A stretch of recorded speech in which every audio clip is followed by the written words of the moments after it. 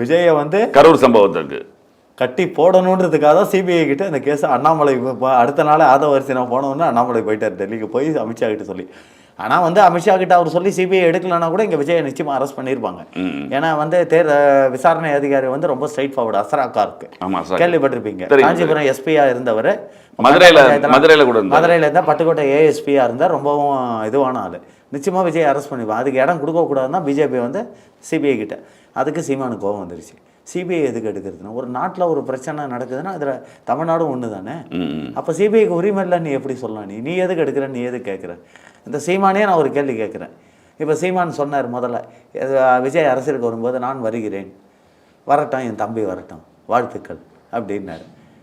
அதுக்கப்புறம் முதல்வர் வேட்பாளர் விஜய்ன்ன உடனே விஜயை திட்டினார். இப்போ மறுபடியும் சிபிஐ விஷயத்துக்கு சிபிஐ விசாரணை எதுக்காக எடுத்தேன்னு இவ்வளோ இதுவாக அகேன்ஸ்டாக பேசுகிறேன். இப்போ சமீபத்தில் ஒருத்தர் கேட்டார், நீங்கள் வந்து விஜய் நிற்கிற தொகுதியில் நீங்கள் எதிர்த்து நின்று இங்கே போட்டி விடுவீங்களான்ட்டு. எனக்கு என் தம்பிக்கு என்ன சண்டை மூட்டி விட பார்க்குறீங்களா அப்படின்னு. அப்போ இவர் வந்து எந்த கான்செப்டில் சார் எடுத்துக்கிறது? புரியுதுங்களா? இந்த மாதிரி ஆளை நம்பி வந்தால் சீமானுக்கு வந்து ஓட்டு சதவீதம் விடணும்லாம் நீங்கள் சொல்ல முடியாது. சீமானோட ஓட்டு சதவீதம் நிச்சயமாக சரிவும். அதே மாதிரி தாவாக்காவோட ஓட்டு சரிவு டிஎம்கே ஏடிஎம்கே கையில் தான் இருக்குது. இவங்க 2 பேரும் நிச்சயமாக செய்வாங்க.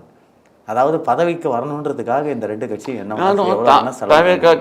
என்ன தேர்தல் களம் இது வரைக்கும் அவங்க ஃபேஸ் பண்ணதே இல்லை. அது மொத்தம் கிடையாது. அவங்க என்ன செல்வாங்க அவங்களா என்னன்றத முழு கொள்கையே உங்க இன்னும் சொல்லலையே. இப்போ சீமான் சொல்கிறான் தேவைக்கூட கொள்கையே தானே விஜய் விஜய் விஜய் தளபதி தளபதி தளபதி. சீமான் கிண்டலாக சொல்கிறார். அதைத்தான் இவங்க சொல்லிட்டு இருக்காங்களே தவிர மக்களோட பிரச்சனைகள் என்ன, இந்த பிரச்சனைகளை வந்தால் நான் என்ன தீப்பேன்னு. இப்போ சமீபத்தில் ஒரு அறிக்கை கூட விட்டார், ஒவ்வொரு வீட்டுக்கும் ஒரு பைக் இருக்கணும், ஒரு சொந்த வீடு இருக்கணும். அப்போ என்ன கான்செப்ட்? நீயும் அதே இலவசம் கொடுக்குற கான்செப்டில் தான் போகிறேன். ஆனால் அந்த இலவசம் இல்லாமல் மக்களாகிய உங்களுக்கு தேவையான அடிப்படை வசதிகள் அத்தனையும் நான் சீரும் சிறப்புமாக செஞ்சு கொடுப்பேன். தரமான கல்வியை, ஒரே முறையான கல்வியை அனைத்து மாணவர்களுக்கும் அனைத்து சமுதாய மக்களுக்கும் நான் கொடுப்பேன். அனைத்து மக்களுக்கும் ஒரே மாதிரியான மருத்துவத்தை கொடுப்பேன்னு யாராவது இது வரைக்கும் சொல்லியிருக்காங்களா?